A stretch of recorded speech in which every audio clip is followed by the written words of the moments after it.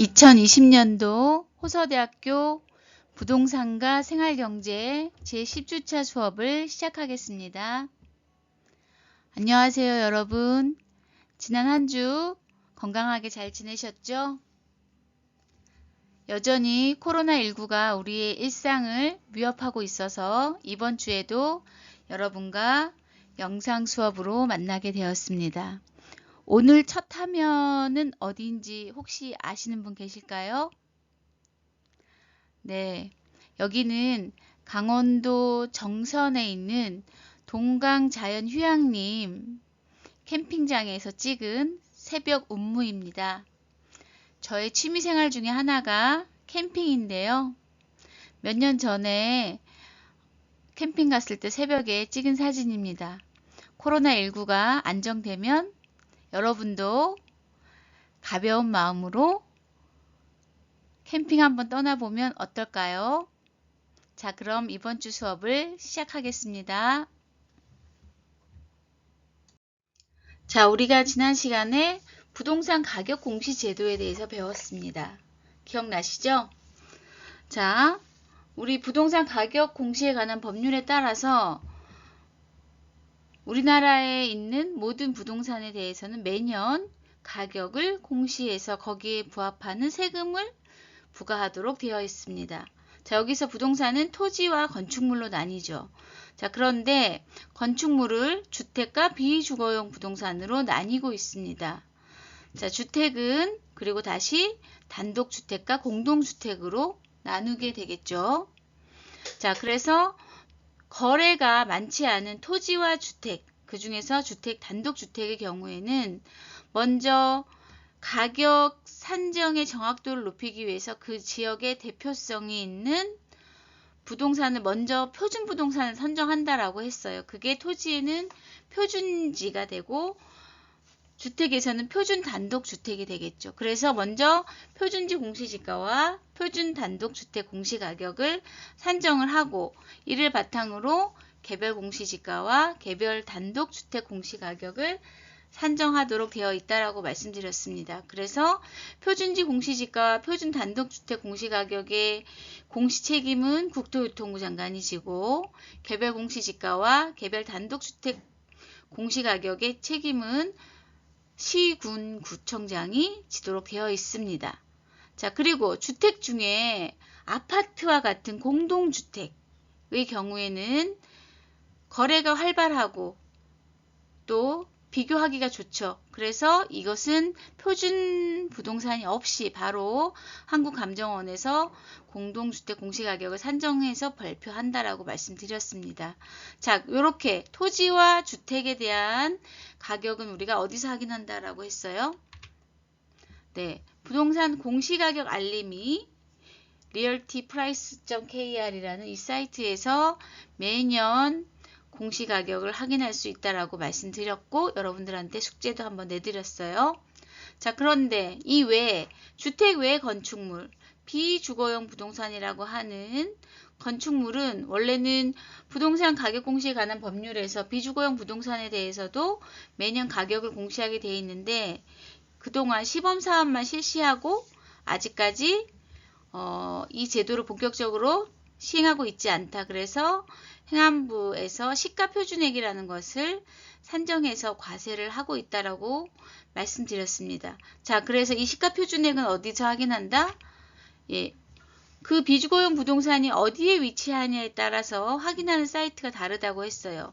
서울시는 etex.seoul.go.kr이라고 하는 서울시 인터넷 세금 납부 시스템에서 시가표준액을 확인할 수 있고 국세청은 위텍스에서 확인할 수 있다라고 말씀드렸습니다. 그리고 지난 시간에 위텍스에서 시가표준액 찾는 방법을 알려드렸어요.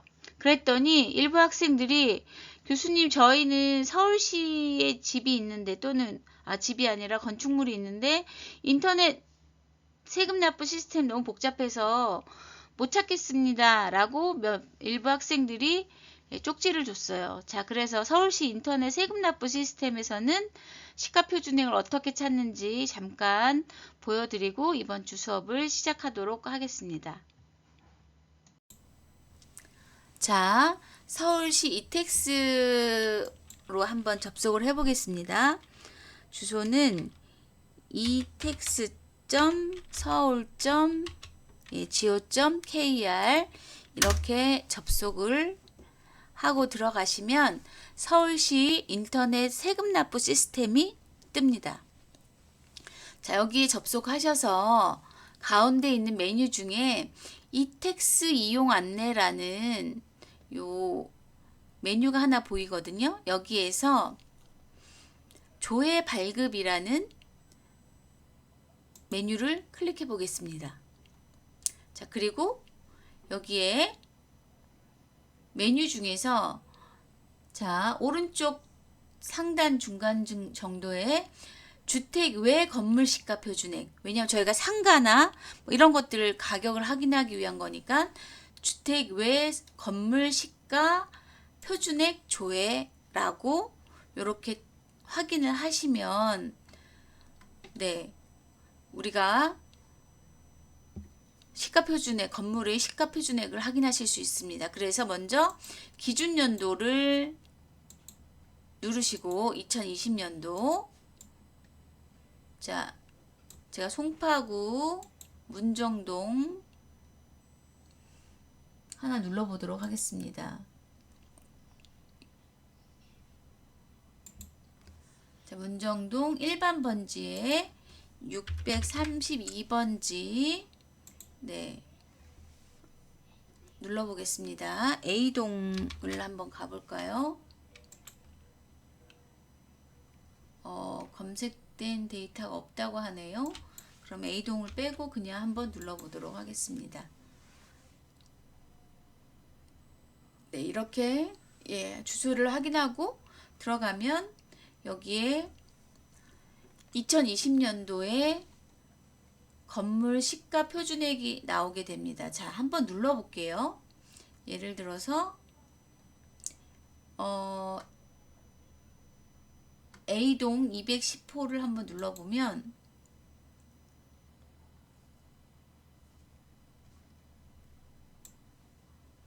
자, 기준연도 2020년도에 예, 물건 명의뚜구 면적은 146제곱미터이고 시가 표준액은 1억 903만 4,240원이 되네요. 자, 그래서 여기는 토지 시가 표준액, 뭐 건물 시가 표준액 이렇게 자 건물 시가 표준액이죠. 여기는 자, 이렇게 뜨게 됩니다. 자, 그런데 얘는 통으로 가격이 나와 있어요. 근데 지난 시간에 저희가 주택하고 토지 가격은 확인했을 때 어떻게 나왔나요? 제곱미터당 가격으로 나왔죠. 여기에서 보시면 바로 개별 주택 공시가격, 공동주택 가격, 그 다음에 다 확인하실 수 있습니다. 그래서 뭐 이렇게 눌러 보시면 바로 예, 여기 우리 realtyprice.kr 사이트로 연결이 돼서 여기에서 공시지가 가격도 바로 확인하실 수 있습니다.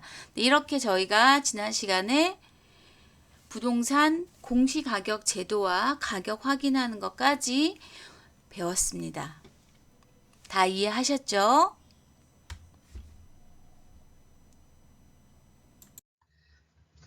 자, 이번 시간에는 젠트리피케이션에 대해서 공부를 해볼까 합니다. 여러분한테 지난주에 2개의 영상 파일을 보고 오라고 말씀드렸어요. 젠트리피케이션과 관련돼서 MBC 푸디 수첩과 KBS 다큐멘터리 3일에 나와 있는 영상을 보라고 했는데 다 보시고 오셨는지 모르겠습니다. 여러분이 즐겨 다니셨던 또는 지금도 즐겨 다니시는 그러한 장소에 대한 새로운 시각 또는 새로운 접근일 거라고 생각이 들어요. 자, 그래서 이러한 젠트리피케이션은 진짜 골목 상권을 무너지게 할 것인가, 그리고 원주민을 내쫓는 그런 이 상권을 활성화하지만 원주민을 내쫓게 되는가, 그리고 핫플레이스를 망하게 하는지, 우리가 여러분들이 영상을 통해서 많이 보셨겠지만 자, 한 번 더 이번 주에 젠트리피케이션이 뭐고 우리는 이것을 해결하기 위해서 어떻게 하면 좋을지 한번 생각을 해봅시다.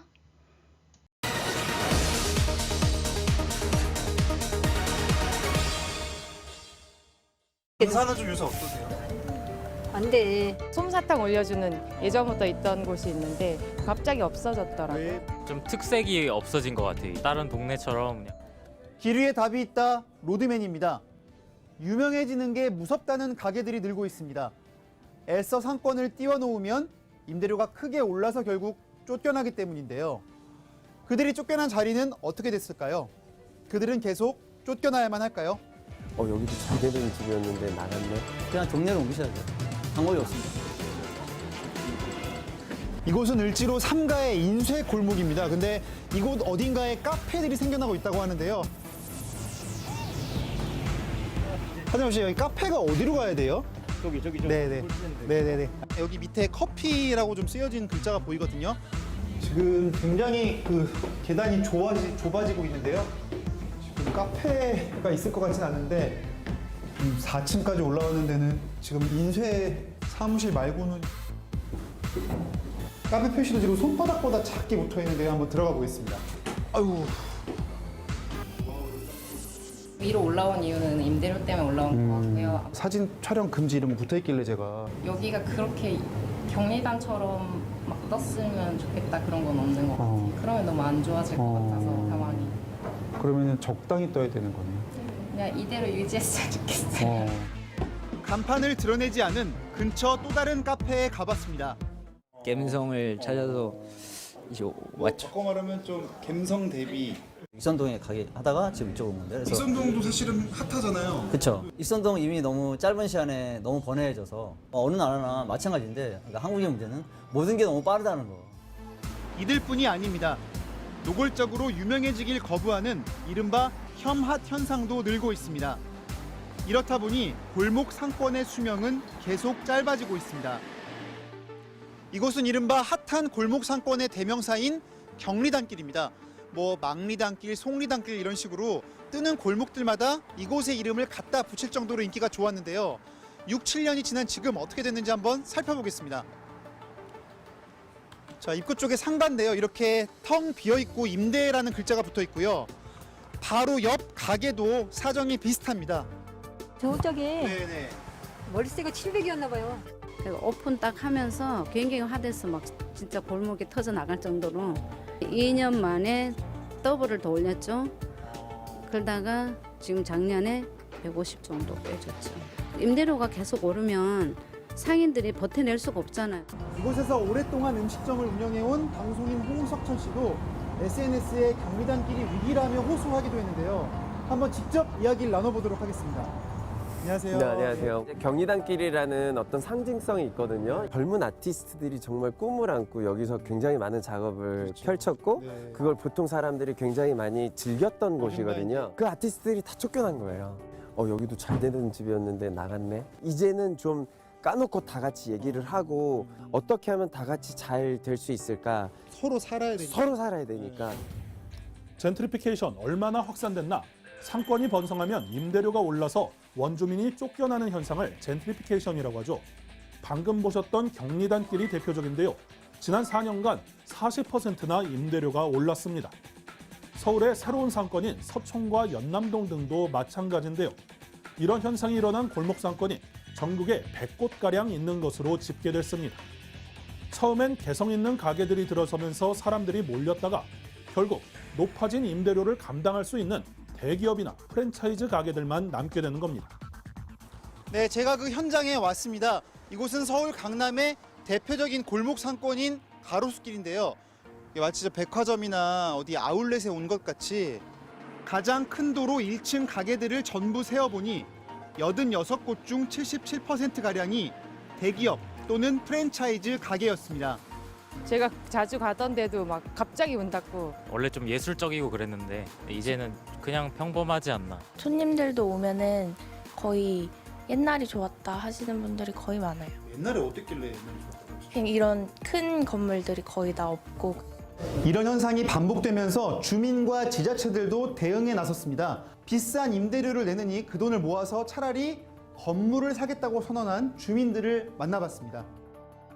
협동조합에 500명이 한 평균 100만 원 정도, 5억 정도 됩니다. 증권형 크라우드 펀딩을 통해서 개인과 기관 투자자들을 모집해서 어떻게 할까 고민하던 찰나에 비슷한 고민을 하는 사람들이 좀 모이게 된 것 같아요. 또 다른 대안도 있습니다. 지자체와 건물주들이 상생 협약을 맺는 건데요. 임차인은 그래도 뭔가가 여기에서 정착하면서 살아갈 수 있게끔 해야지 되지 않을까. 그래서 이제 허락해 주신 분에 대해서는 그 심벌 마크 있잖아요. 그걸 저희가 제작을 해서. 참 잘했어요 이런 거. 네, 네, 참 잘했어요. 두 분 다 지금 건물주시잖아요. 네. 그럼 사실은 좀 속 쓰릴 수도 있을 것 같아요. 같이 의논해서 그냥 조금 올렸어요. 네. 그러니까 오래 계시고 그분도 또 잘 되니까 좋고. 조금의 쪼가 좀 긴 것 같은데. 정부와 지자체의 대책은 뭔지 깔끔하게 정리해드립니다. 먼저 프랑스 파리에서 흥미로운 시도를 했네요. 파리시가 부동산 관련 투자 회사를 직접 만들어서 빈 점포를 사들인 다음에 소상공인들에게 장기 임대를 하고 있다고 합니다. 우리나라도 정부 차원에서 비슷한 제도를 검토하고 있습니다. 서울시도 장기 안심상가라는 대책을 내놨네요. 임대료를 5% 이하로 인상하겠다고 약속한 임대업자에게 최대 3천만 원까지 건물 리모델링 비용을 지원하는 겁니다. 직접 들어보겠습니다. 그 지역에 이런 상가가 있다 홍보 효과가 크고 그럼으로써 이제 지역 주민들 소상공인의 인식 확산 효과가 있기 때문에 특색 있던 거리에 색이 없어지기까지는 몇 년이 채 걸리지 않았습니다. 골목이 사라지면 문화도 사라집니다. 건물주와 상인 그리고 시민이 함께 힘을 합쳐 골목 상권을 지켜야 할 이유입니다. 로드맨이었습니다. 네, 방금 젠트리피케이션과 관련된 뉴스 영상을 우리가 하나 보고 왔습니다. 이것은 주로 상업지역, 그러니까 상업적 젠트리피케이션의 문제를 지금 다루고 있지요. 자, 우리나라 어느 지역에서나 지금 일어나고 있는 매우 심각한 문제입니다. 자, 그런데 원래 젠트리피케이션은 상업지역, 지금 이제 상업지역에서 일어나는 문제가 굉장히 심각하지만 초기에는 주거지역에서의 변화, 동태적인 변화들을 나타내는 용어로 사용이 됐었습니다. 자, 그래서 우리가 젠트리피케이션의 의미가 무엇이고 지금 우리가 오늘날에 굉장히 사회적으로 문제가 되고 있는 상업적 젠트리피케이션의 문제는 무엇인지 순차적으로 공부를 해보도록 하겠습니다. 자, 젠트리피케이션의 개념 정의를 하기 위해서 몇 가지 이 의미를 살펴보도록 하겠습니다. 젠트리피케이션은 먼저 보다 부유한 거주민 그리고 기업들이 특정 지역에 들어옴으로써 그 해당 지역의 성격을 바꾸는 동태적인 변화 과정이다라고 이야기를 합니다. 또는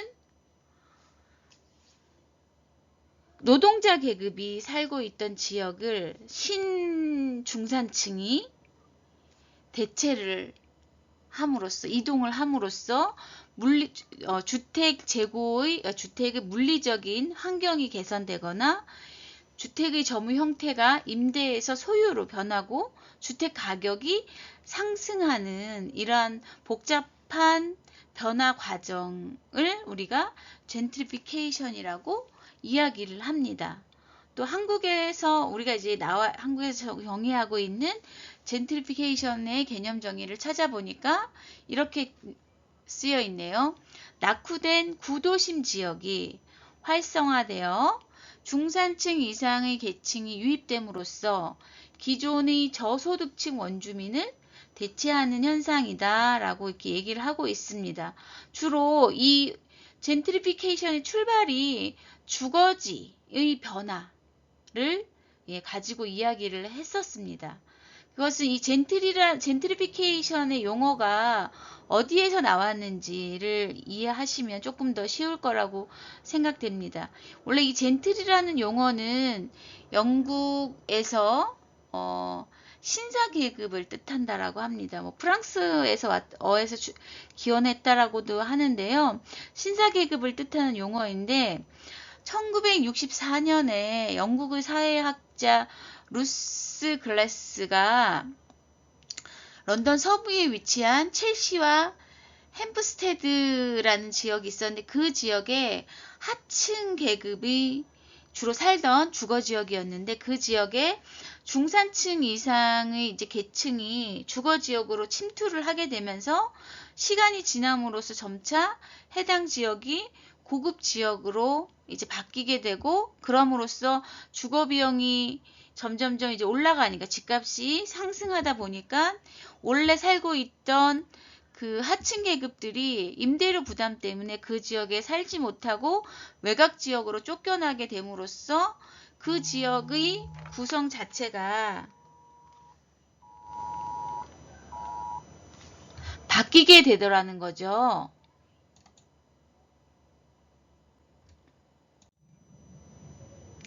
자, 그래서 이렇게 특정한 지역의 주거지의 성격이 거주민도 바뀌고 주거지의 성격이 바뀌게 되는 이런 현상들을 우리가 젠트리피케이션이라고 얘기를 합니다. 그래서 이때 루스 글래스도 신사계급이 저소득층이 살던 지역에 중산층의 신사계급이 들어와서 주거지역이 변하는 과정, 동태적인 과정을 젠트리피케이션이라고 말하면서 이 용어를 처음 사용하게 된 것입니다. 자, 그래서 여기 화면에 보시는 이 바르샤바의 건물들을 보시면 여기가 오래된 이제 이 낡은 임대주택이 있고 옆에는 새로 지은 양호한 주거 아파트가 있습니다. 이게 이제 젠트리피케이션이 일어나고 있는 과정을 잘 보여주는 사진이라고 할 수 있습니다. 자, 그러면 도시화와 젠트리피케이션은 어떤 과정을 거쳐서 일어나는지 한번 우리가 볼까요? 자, 젠트리피케이션이라는 것은 도시화 과정에서 일어나는 필연적인 과정의 하나라고도 볼 수 있습니다. 자, 도시화는 어떤 단계를 거쳐서 일어나는지 지금 그림에 나와 있는데요. 도시는 통상 4단계의 변화를 거친다라고 학자들이 이야기를 합니다. 도시는 살아있는 유기체예요. 그래서 처음에 도시가 탄생을 해서 도시화가 이루어지면 사람들이 도시로 점점점 몰려들죠. 그래서 도시화라는 것은 어바니제이션이라는 것은 경제적 이익으로 일정 지역에 인구가 고밀도로 집중하는 현상을 얘기하죠.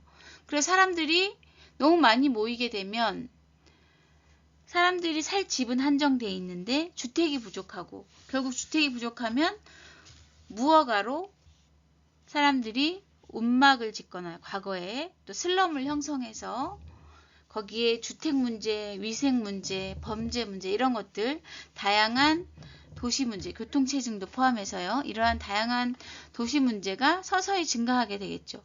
그래서 사람들이 많이 모여서 집지역의 이익을 이제 내기도 하지만 집적 이익이 어느 정도 넘어가 버리면 순편익이 이제 계속 늘어날 때는 도시 인구 규모가 늘어나지만 오히려 순편익이 줄어들게 되는 현상들도 생기겠죠. 자, 인구가 너무 많아지면 결국은 기존의 도심에서 인구들을 다 소화할 수가 없죠. 주택도 모자라서. 그러면 어떻게 해요? 도시 외곽 지역에 새로운 도시를 만들어서 그 지역의 도시의 기능을 확대시키죠. 그래서 종래에 있던 중심 도시와 새로 만들어진 교외 지역에 대도시권이라는 거, 우리가 서울로 얘기하면 수도권, 서울 메트로폴리탄 에어리어라는 것을 형성하게 되는 것입니다. 이것이 이제 가장 대표적인 게 80년대 들어서 서울의 외곽 지역에 만들었던 목동과 노원에 있는 우리 상계 신시가지 개발, 이게 최초의 교외 지역이고 그 다음에 더 많이 지은 것이 1기 신도시가 되겠죠. 5개 1기 신도시, 분당, 일산, 평촌, 중동, 삼본, 이게 교외화 단계입니다. 그래서 교외화는 사실은 이제 외곽 지역에 새롭게 도시의 기능을 확대하면서 도시 정책을 만들어서 도시를 관리해야 되는 단계가 되는 거죠. 자, 그러면 교회화가 점점점 일어나면 기존에 있던 도심 지역은 어떻게 될까요? 쇠퇴를 하게 되겠죠. 그러면 여기에 반도시화라고 나와 있지만 통상적으로 우리가 역도시화라고 표현을 합니다. 중심 지역에 이제 인구의 분산이 이루어지면 뒤이어서 어떻게 해요?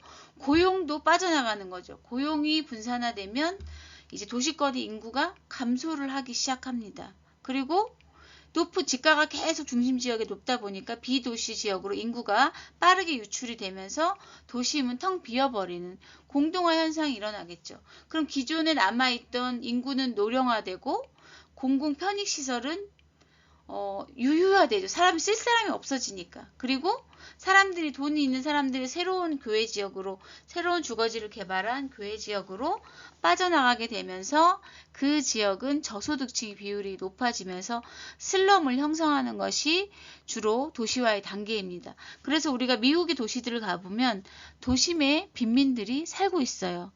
할렘가 이런 데들. 자, 그러면 도시는 이 지역을 그냥 둘 것인가? 그렇지 않죠. 왜냐하면 도심이라는 건 한 도시의 역사성을 가지고 있는 중심지잖아요. 아이덴티티를 갖고 있는 지역. 그래서 도시정부는 또 그 접근성이 좋은 인프라가 잘 깔려 있는 지역에 세금을 많이 낼 수 있는 사람들을 들어오게 해서 그 지역을 활성화시켜야죠. 그러기 위해서 뭘 해야 돼요? 노후화된 오래된 지역들을 재개발을 해야 되겠죠. 그래서 재개발을 통해서 인구나 고용이 다시 집중할 수 있도록 정책을 만들어줘야 되죠. 그래서 고소득 중산층이 도심으로 다시 복귀할 수 있도록 중심 도시로 인구도 이동하고 물리적 환경도 개선할 수 있도록 재개발을 추진하는 거죠. 이 과정에서 낙후된 중심 도시의 경제력도 높이고 주택 수요도 만들 수 있도록 기존의 물리적 환경들을 좋게 만드는 거. 그래서 고소득 중산층이 도시로 돌아오게 만드는 게 젠트리피케이션이에요. 그런데 이 젠트리피케이션은 낙후된 도심 지역의 주거 지역을 재개발해서 조금 더 소득이 높은 사람들이 들어와 살게끔 만드는 거, 주거지 젠트리피케이션도 있고, 또 상업 지역이 활성화돼서 일어나는 상업적 젠트리피케이션 문제도 있다라는 거예요. 자, 그래서 주거지의 경우에는 이제 중산층이 들어오면 집값이 올라가니까 기존에 살고 있는 사람들이 여기서 못 살고 쫓겨나는 문제들이 생기고, 또 상업지역의 경우에도 활성화되면 다시 임대료가 상승해서 기존에 있던 상인들이 임대료 부담을 감당하지 못하고 빠져나가고 결국 거기에는 대기업 프랜차이즈가 채워지는 이러한 현상들을 우리가 이제 오늘날에 얘기하는 젠트리피케이션이고, 여러분이 그 영상을 통해서 지난주에 봤던 상업적 젠트리피케이션 문제가 이제 대두가 되는 거죠. 이런 사이클을 거쳐서 도시가 계속 변하고 있다라고 보시면 됩니다.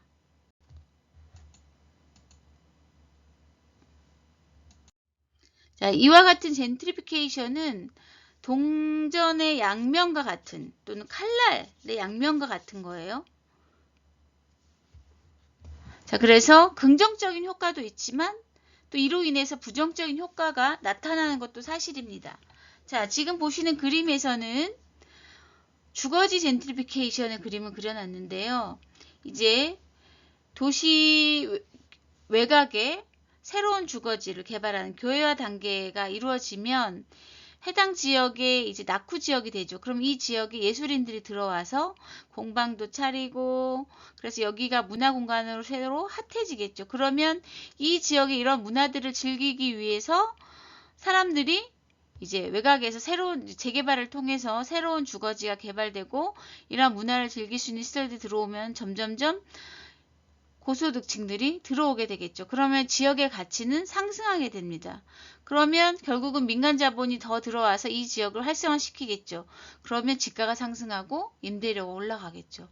그럼 결국은 기존에 있던 원주민들이 쫓겨나는 이 현상들을 우리가 젠트리피케이션이라고 해요. 자, 그러면 이때 긍정적 효과는 뭐냐면 지역이 일단 발전하면서 활성화가 되겠죠. 그리고 이 지역에 뭐 문화나 주거지 이런 것들이 만들어지면서 새로운 일자리가 만들어질 수 있습니다. 그리고 과거보다 조금 더 소득이 높은 사람들이 살게 되면서 또 거주민이 늘어나면서 지방정부는 세원을 확보할 수 있겠죠. 반대로 부정적인 효과는 결국 이 지역이 활성화되면 임대료가 올라가고 원래 살고 있던 가난한 원주민들이 이 지역에 쫓겨나게 되고, 그래서 기존에 있던 사람들과 새로 들어온 민간자본 또는 새로운 이주자들 또는 새로운 상인들과 기존에 있던 사람들과의 갈등 때문에 지역이 분열되는 이러한 부정적 효과도 나타나고 있지요. 특히나 우리나라에서 최근에 이슈가 되고 있는 상업적 젠트리피케이션의 경우에는 기존에 이 지역을 활성화시켰다, 이 지역의 수요자들이, 그러니까 그 고객들이 올 수 있게끔 만들어 놓은 지역 색깔을 만든 원래의 상인들이 쫓겨나서 문제가 되는 이러한 현상들이 일어나고 있지요. 자, 그래서 우리가 특히나 이제 이번 시간에 여러분들하고 눈여겨볼 것은 주거지 젠트리피케이션 말고 한국에서 이슈가 되는 상업적 젠트리피케이션 위주로 논의를 해보려고 합니다.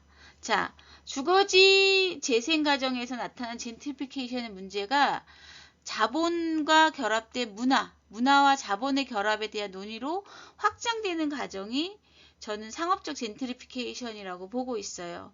그래서 이 상업적 젠트리피케이션의 가장 큰 문제를 두 가지 꼽으라고 하면, 일단 상권의 다양성이 없어진다는 문제, 그리고 두 번째는 기존의 원주민과 영세한 세입자들이 어쩔 수 없어서, 그러니까 비자발적 이주랑 어쩔 수 없어서 내가 원해서가 아니라 임대료 부담을 감당할 수가 없어서 비자발적으로 이주를 하게 되는 이러한 문제가 가장 큰 것이 아닌가라는 생각을 해봅니다. 자, 지금 여기 화면에 보시는 것은 삼청동, 젠트리피케이션이 일어나고 있는 삼청동의 상권을 점령한 프랜차이즈 업체를 조사한 이 그림입니다. 도면입니다. 보시면 전체 중에 이렇게 많은 이 대기업 프랜차이즈 업체들이, 디저트 카페나 화장품 프랜차이즈들이 삼청동을 점령하고 있다라는 거예요. 원래 삼청동은 이런 색깔을 가졌던 상권이 아닌데 말이죠. 자, 이렇게 점점점 젠트리피케이션이 이렇게 계속 심각하게 이루어지다 보면 결국은 대부분의 상권들이 다 똑같아지는 거죠. 대기업들이 운영하는 프랜차이즈 카페나 화장품 가게들로 결국 다 채워지다 보면 차별성 있는 공간이 다 서울시는 없어질 수도 있는 이런 문제들이 생길 수 있다라는 거예요. 자, 상업적 젠트리피케이션은 주로 주거지역이 상업화되는 거, 그리고 상업지역에서 기존 소상공인이 운영하던 점포들이 대기업이 운영하는 프랜차이즈로 교체되는 이런 과정에서 발생하는 현상을 말합니다. 자, 그러면 우리 주거지역이 상업화되는 몇 가지 사례들을 한번 살펴볼까요? 이러한 현상들은 외국의 젠트리피케이션에서도 분명히 일어나긴 하지만 특히나 우리 서울에서 훨씬 더 많이 일어나고 있습니다. 자, 단독주택이 카페로 바뀌거나 다세대 주택의 1층이 리모델링을 해서 화장품 가게로 바뀐다든지 또는 옷집으로 바뀐다든지 식당으로 바뀌는 사례들을 우리가 쉽게 볼 수 있죠. 최근에 이태원에 가보면 연립주택 1층 전체를 상가로 리모델링을 해서 카페로 바꾸거나 아니면 식당으로 아예 1, 2층을 단독주택 1, 2층을 식당으로 바꾼 사례들도 많이 있어요. 그리고 주택을 이렇게 상점으로 바꾸기도 하고, 또는 기존에 이제 주거 지역에 있던 점포들, 예를 들면 세탁소나 철물점 같은 지금 사람들이 많이 오지 않는 이러한 그런 근린상가에 있는 업종들을 또 다른 업종으로 전환되는 경우들도 있죠. 그래서 이제 다른 업종이라고 하면 그 지역에 원래 살던 주민들이 이용할 것 같지 않은 약간 색깔이 다른 업종들이 들어와서 이제 타 지역에서 오는 사람들이 이용할 이런 시설들이 들어오면서 이제 소위 말하는 기존의 지역 주택가에 침투하게 되면서 젠트리피케이션이 일어나게 되는 거죠. 그래서 주로 우리가 알고 있는 상수동, 뭐 연남동, 성수동, 이태원, 뭐 망리단길, 경리단길 이런 지역들이 뭐 서촌 이런 데들이 대부분 다 기존의 2종 일반 주거 지역이었던 곳에서 젠트리피케이션이 일어나고 있는 거죠. 서울의 대부분의 지역, 지금 젠트리피케이션 문제가 심각한 이 대부분의 지역들이 다 이런 주거 지역에 상업 기능이 침투하면서 발생하고 있다라고 보시면 되겠습니다. 물론 일부 성수동이나 물레동 일부 지역들은 중공업 지역에서 일어나고도 있습니다. 대표적인 사례를 몇 개 한번 소개해 볼까요? 네, 첫 번째는 상수동의 사례를 보여드리고자 합니다. 먼저 제가 보여드린 사례들은 저의 개인적인 감정과는 전혀 상관이 없습니다. 그냥 사례로 쓰기에 좋은 이 케이스를 가지고 온 것 뿐이니까 오해 없기를 바랍니다. 자, 상수동은 홍대 근처에 있죠. 그래서 홍대 주차장 골목에 위치한 상수동의 맛집 중에 하나인데요. 이 가고식당이라는 고깃집입니다. 이 집은 주택을 개조한 식당이라서 마당이 있습니다. 그래서 많은 사람들이 굉장히 좋아하죠. 그래서 이 집은 지금 굉장히 핫한 곳, 뜨고 있는 곳 중에 하나죠. 그래서 여기가 주택을 개조해서 상업화되고 있는 대표적인 사례라고 볼 수 있습니다. 자, 두 번째 사례는 연남동의 벚꽃집이라는 카페입니다. 연남동은 제가 뭐 굳이 설명을 안 드려도 여러분이 너무나 잘 알고 계실 거예요. 연남동에 우리 연트럴파크라고 하는 공원이 생기면서 폐선로 옆에 공원이 생기면서 굉장히 핫해졌죠. 그러면서 이 지역에 있던 그 주택가를 개조해서 카페나 식당들, 맛집들이 많이 생기고 연남동이 굉장히 핫해졌어요. 문제는 이러면서 연남동 지역에 젠트리피케이션이 엄청 빠르게 일어나고 있다라는 거죠. 대표적으로 젠트리피케이션이 일어나는 지역들은 업종들이 굉장히 빨리 변하고 있습니다. 그래서 대표적으로 외지인들이 주로 많이 젊은 사람들이 들어오는 이런 서양식 음식점, 카페, 베이커리 이런 업종들이 급격하게 늘어난다라는 거죠. 특히나 연남동의 경우에는 뭐 연평균 기존에 있던 지역보다 거의 40%에 입박하는 비율로 이러한 업종들이 늘어나고 있다라고 보시면 되겠습니다. 그 이야기는 젠트리피케이션의 속도도 그만큼 빨리 진행되고 있다라고 보시면 되겠습니다. 자, 다음으로는 어디일까요? 네, 여기는 서촌의 스노브라는 카페입니다. 서촌의 궁중족발 사건 때문에 우리 일반인들이 젠트리피케이션이 무엇인지 언론을 통해서 많이 공부를 하게 됐죠. 그만큼 서촌 지역도 젠트리피케이션의 문제에서 벗어나지 못한 지역 중에 하나입니다. 그래서 이 지역도 기존에 있던 주택들이 상업 기능을 하는 상점으로 바뀌면서 이러한 그 상업적 젠트리피케이션의 과정을 지금 한참 겪고 있습니다. 그래서 이러한 지역들도 마찬가지로 다른 지역과 마찬가지로 이러한 베이커리나 카페나 파스타집이나 이런 매장들이 급격하게 늘고 있다라고 보여집니다. 이런 과거에 비해서 훨씬 더 이런 우리 젠트리피케이션을 나타낸 업종들이 빠르게 늘어나는 비율이 더 빠르게 늘어나는 그 여러 가지 이유 중에 하나는 사람들의 그 소비 패턴의 변화가 우리 SNS 활용과 맞물려서 소비자들이 장소에 대한 그 새로운 장소에 대한 수요가 다양해졌다라는 거, 그리고 기존에 이제 동일한 장소를 반복적으로 가기보다는 새로운 장소를 계속해서 가고 싶어 한다라는 이런 욕구들이 맞물려서 이러한 그 현상들이 일어나지 않을까라는 생각들을 이제 해봅니다. 자, 그러면 상업적 젠트리피케이션은 어떻게 이루어지는지 조금 더 구체적으로 살펴볼까요?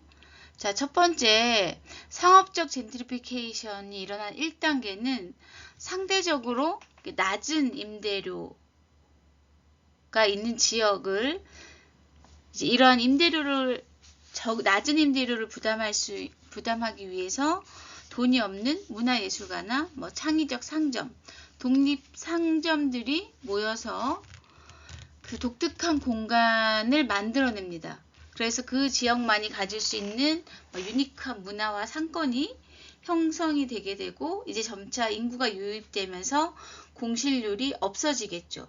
그러면서 이러한 독특한 문화가 형성이 되고 상권이 형성되니까 경제적 가치가 조금씩 이제 올라가는 그러한 포지티브한 이펙트가 발생을 하게 됩니다. 그래서 이 지역이 상업화되고 또 명소화될 수 있는 이런 가능성이 점점 생기는 단계가 1단계가 되겠죠. 자, 그래서 이제 이러한 단계가 점점 진행이 되면 이제 주변에 근린 편의시설, 독립상점이나 창의적 상점들이 점점 변해요. 대기업들이 운영하는 이런 표준화된 상점들이 하나둘씩 들어오기 시작하는 거죠.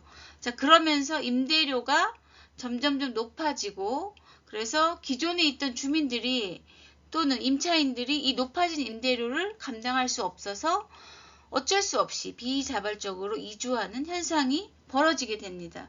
그러면 이 지역은 더 이상 골목 상권이 아니라 외부인을 대상으로 하는 상업시설로 대체가 되면서 대기업 프랜차이즈가 입점이 점점 확대되는 이러한 단계를 거쳐가게 되겠죠. 자, 그러면 대기업 프랜차이즈가 들어오면 임대료는 더 높아지겠죠. 그래서 결국은 이 높아진 임대료를 감당할 수 있는 대기업 프랜차이즈만 살아남게 되고, 기존에 있던 이제 건물들은 임대료를 부담 못하는 이런 상인들이 빠져나감으로써 공실률이 높아지게 되겠죠. 그래서 결국은 상권이 침체되면서 건물주들이 손실을 보게 되는 단계입니다. 그리고 기존에 이제 처음에 독립 상점이나 이런 창의적인 상점을 통해서 그 지역만의 특색 있는 골목 상권을 만들었던 장소성이 사라지면서 더 이상 사람들이 찾지 않는 상권으로 전락하는 이러한 단계를 거쳐가는 것이라고 볼 수 있습니다. 자, 그래서 이러한 상업적 젠트리피케이션은 결국은 두 가지가 핵심이에요. 임대료 상승을 막아야 되고, 그 다음에 대기업 프랜차이즈가 무작정 그러니까 이렇게 공격적으로 들어오는 이러한 형태를 막아서 그 지역만의 독특한 색깔을 계속 갖출 수 있도록 해주는 것이 무엇보다 중요하겠죠.